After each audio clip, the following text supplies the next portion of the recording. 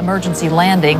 This Airbus A320 JetBlue coming in now with 146 people on board. That's 140 passengers and 6 crew members, a pilot and a co-pilot up front.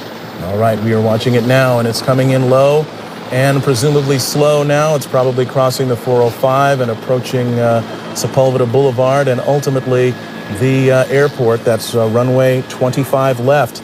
That was the 405 freeway right there. We're getting close.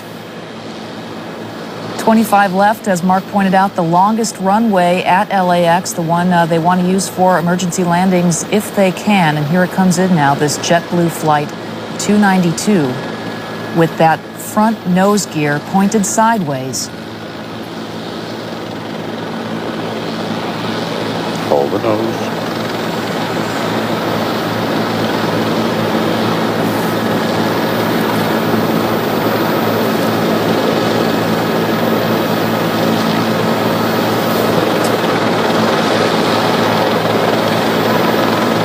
Seen a lot of smoke, but so far it's still intact. The landing gear. He's now slowing down as best he can.